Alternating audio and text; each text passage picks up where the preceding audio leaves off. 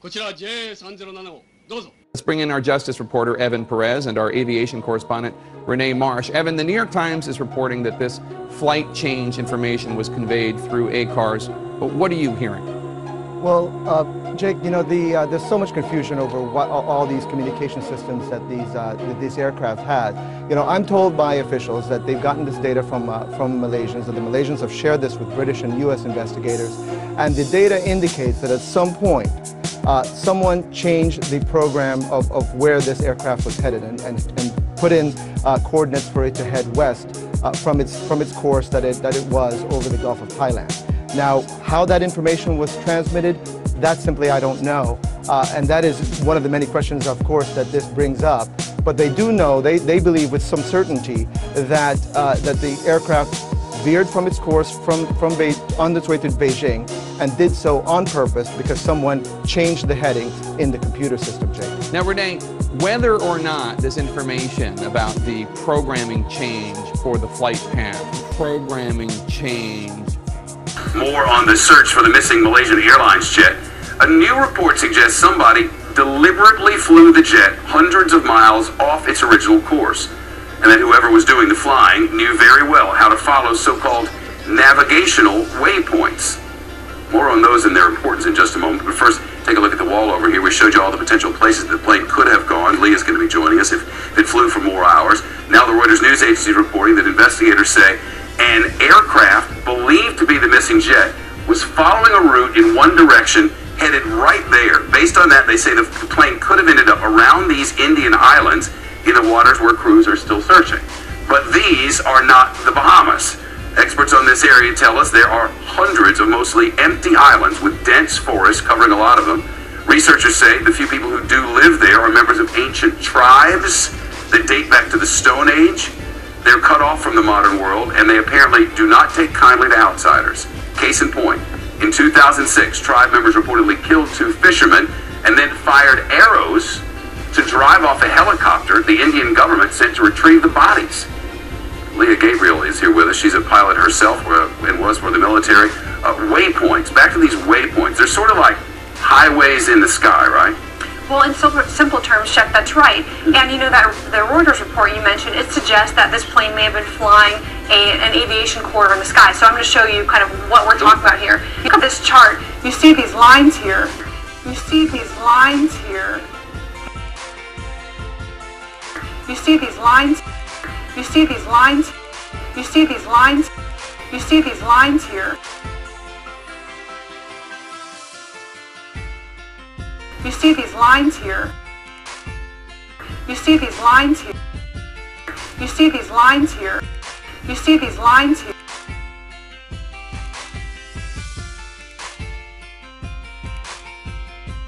These are the so-called aviation corridors or jet routes. Like these? Yeah, those are aviation corridors. Okay. And you see there's like little points along the way. Those are essentially waypoints that help define that route. Like now, something for which you would watch when you're flying, or a ping you would look for? Or? Essentially, they're GPS coordinates, they're fixed points, and you would have a name for them so that when you're talking to the air traffic controllers, they know the point that you're talking about. So you can communicate about them. Got it. Go on. Exactly. They help define these routes, among other things. Okay, so now let's go ahead and post this map. This is crazy. Go on. So this is the map that Reuters suggests may have been taken by the plane, okay? Right, beginning with Kuala Lumpur's airport. Exactly, Kuala Lumpur. Then it suggests, then the last known point of contact is up here, right. near this waypoint, okay? Then the report suggests that the military radar may have picked up the plane pointing towards this waypoint over here, okay? And then that the military indicates it may, or plots a path that may have had it headed towards this other waypoint just above it, and then heading towards this waypoint over here, which that heads towards the Andaman Islands, okay? Now, when you look at this like, why the hell would you do this, except that you're trying to throw people off your trail, I guess? Well, I mean, when you look at the whole picture,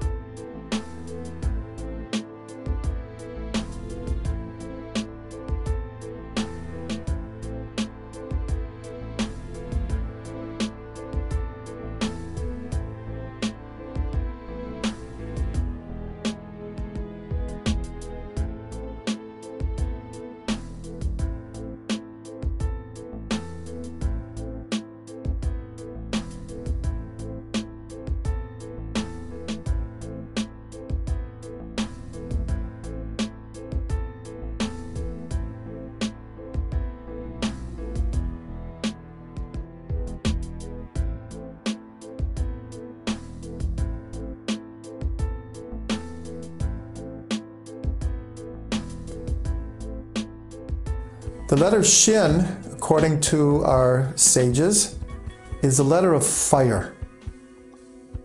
And in Kabbalah, the concept of symmetry is represented by this word grace.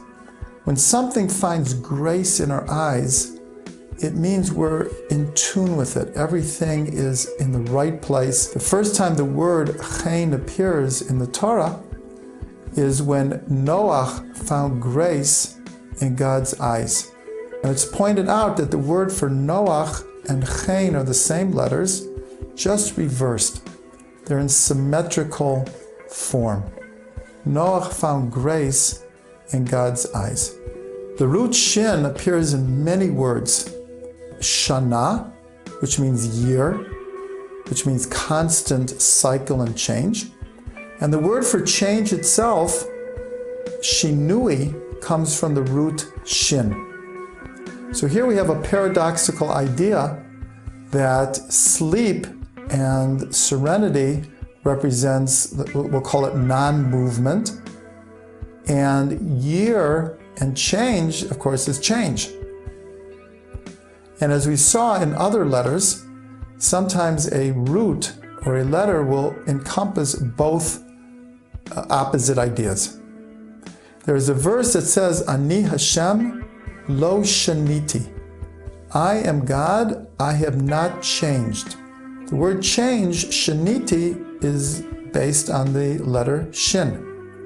So we see a beautiful idea here is God is unmovable, is permanent. And yet, all change only comes through God's activity, God's agency. So I am God, I have not changed, really means God is the immovable force that moves everything. And this is the idea of the Shin, which is fire, and getting lost in the flames. The numerical value of Shin equals 300. When you take the name Elohim, which is the name of judgment, and you spell out the letters that make up the word, their full spelling. For example, the Aleph is Aleph Lamed Pei, etc. All of those letters equal 300. Elohim is Gematria 87, which equals Hateva, nature.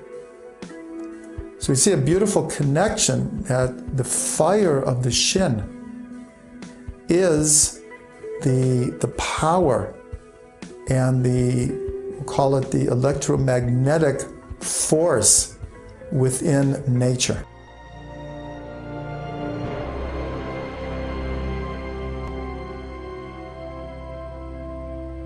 Live long and prosper.